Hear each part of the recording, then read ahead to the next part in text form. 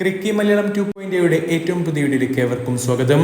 CSK അവരുടെ തട്ടകത്തിൽ പോയി ആ ഒരു കേസ് അങ്ങ് ക്ലോസ് ചെയ്ത് കൊടുത്തിരിക്കുകയാണ് RCB.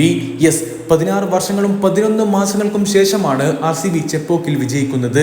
അതും ചില്ലറ വിജയമല്ല RCB സ്വന്തമാക്കിയിരിക്കുന്നത്. 50 റൺസിനാണ് CSK ചെപ്പോക്കിൽ വെച്ച് RCB തകർത്ത് വിട്ടിരിക്കുന്നതും.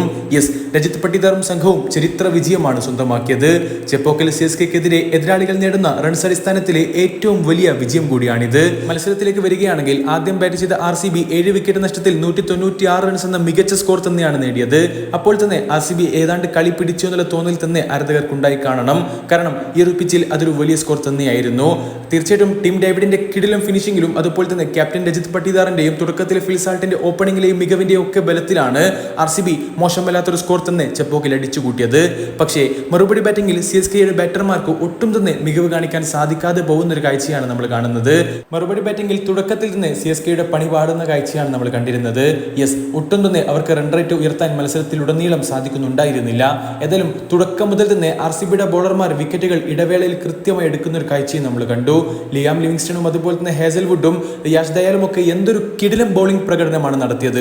ഈ ഒരു സീസണിൽ RCB രണ്ടും കൽപ്പിച്ച് തന്നെയാണെന്നുള്ള ഏറ്റവും വലിയ സൂചനയും സ്റ്റേറ്റ്മെന്റുമാണ് ഇവിടെ ലഭിക്കുന്നതും. 2008 ശേഷം, അതായത് IPL ഇനാഗുറൽ സീസണിന് ശേഷം ഇത് ആദ്യമായി കൊണ്ടാണ് ചെപ്പോക്കിൽ RCB CSKയെ പരാജയപ്പെടുത്തുന്നത്.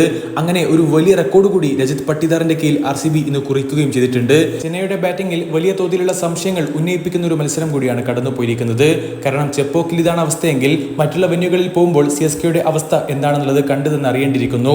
ഏതായാലും തുടക്കം മുതൽ തന്നെ അവർക്ക് വിക്കറ്റുകൾ നഷ്ടമാവുന്ന ഒരു കാഴ്ചയാണ് നമ്മൾ കണ്ടത്. കളിയിലെ രണ്ടാം ഓവറിൽ തന്നെ ഓപ്പണറായെത്തിയ ത്രിപാഠിയെയും അതുപോലെ തന്നെ ക്യാപ്റ്റൻ ഋതുരാജ് ഗൈക്വാദിനെയും അവർക്ക് നഷ്ടമായിട്ടുണ്ടായിരുന്നു. രണ്ടുപേരും നിരാശപ്പെടുത്തി. രജിൻ രവീന്ദ്ര 41 റൺസ് നേടിയെന്ന് പറയാൻ സാധിക്കുമെങ്കിൽ കൂടി അദ്ദേഹത്തിനും ഒട്ടും തന്നെ റൺ റേറ്റ് ഉയർത്താൻ സാധിച്ചതേയില്ല. ദീപക് ഹൂഡ 4, സാംകരൻ 8, ശിവൻ ദുബെ 19 എന്നിവരൊക്കെ ഒരുപോലെ നിരാശപ്പെടുത്തിയപ്പോൾ MS ധോണി 9ാമനായി കൊണ്ടാണ് ക്രീസിലേക്ക് എത്തിയത്. രവീന്ദ്ര ജഡേജ 25 റൺസ് എടുത്ത് പുറത്തായപ്പോൾ MSD 30 റൺസ് 16 പന്തുകളിൽ നിന്ന് 3 ഫോറുകളുടെയും 2 സിക്സറുകളുടെയും സഹായത്തോടുകൂടെ 30 റൺസ് അപ്പോഴേക്കും കുറിച്ചിട്ടുണ്ടായിരുന്നു. നല്ലൊരു ഫിനിഷിംഗ് ടച്ച് അദ്ദേഹത്തിൽ നിന്ന് കണ്ടുവെങ്കിൽ കൂടി തീർച്ചയായിട്ടും CSKക്ക് വിജയിക്കാൻ അതൊന്നും മതിയാവുമായിരുന്നില്ല. 146 റൺസിൽ CSKയെ തകർത്ത് തെരിപ്പണമാക്കി RCB.